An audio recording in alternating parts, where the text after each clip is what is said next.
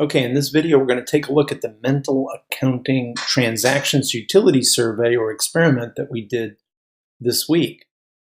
Just a brief recap of a description of the experiment. The survey was designed to expose the effects of mental accounting in transactions.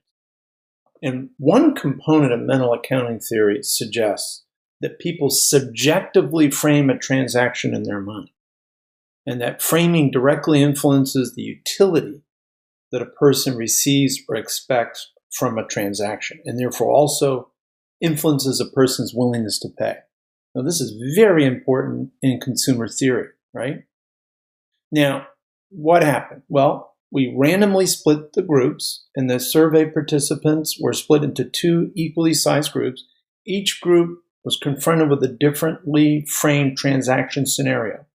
And both scenarios really are equivalent, though, from an accounting perspective. Let's take a look at what those groups were. Now, the first scenario, you're presented with this. You're lying on the beach on a hot day with nothing to drink for the last hour. You've been thinking about how much you would enjoy a nice cold water, and a companion is going to go to the nearby fancy resort hotel and offers to bring you back some water. So she asks, how much are you willing to pay for the water, and will only purchase it if it costs as much or less than the price you state? What price do you tell her in dollars? Again, there's no right or wrong answer to this question. Simply asking you, what would you do in that scenario? Now, group two is confronted with a different scenario. Lying on the beach on a hot day, same thing, with nothing to drink. For the last hour, you've been thinking about how much you'd enjoy a nice cold water, and a companion's going to go to the nearby small, run-down grocery store, framed differently, right? And offers to bring you back a water. But she asks you the same question. How much are you willing to pay for the water? And will only purchase if it costs as much or less than the price you state. What price do you tell her? Now, each of you was presented with a different scenario, right? So it was framed differently in both cases, but you're still being asked the same question, right? So both scenarios are really equivalent from an accounting perspective. That is, how much are you willing to spend for a water? That's it. However, as you probably already expected by now, the theory of mental accounting suggests that due to the different framing, it's very likely that the willingness to pay will differ across the two groups.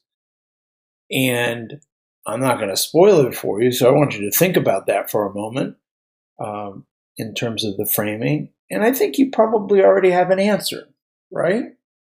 Did you guess that people are willing to pay more at the fancy resort hotel? Well, if you did, then you're absolutely right. But let's take a look at what those numbers look like.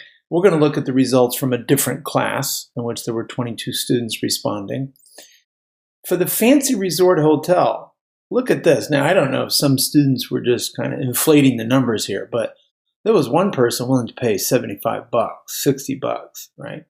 I think those are kind of outliers, but there's a $15 one, and I mean, that's not completely crazy. A $10 one, a $7 one, all the way down to $1, right? Good luck with that in a fancy resort hotel. But the question was asking you, how much would you be willing to pay, right? Now, the mean was 15.48, all right? Now, let's take a look at the results and the distribution for group two. Okay, in group two, it's a different ballgame. First of all, look at the distribution and look at the top and the bottom. The top is $8. That's the maximum. And the bottom is still 1. But look at the mean. It's a lot lower. $9.41 versus, let's go back to the other one, $15.48. We're talking about what, in all likelihood, is the same bottle of water, right?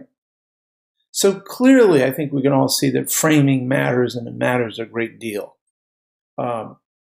Economics books often don't talk about this kind of thing because economists are concerned that, oh, well, we're talking about psychology here. But psychology matters a lot. And it not only matters a lot in the grocery store, it matters in the stock market, it matters when we are saving for our retirement. Anyhow, I hope you enjoyed the experiment, and I hope the video was helpful. Take care and best wishes.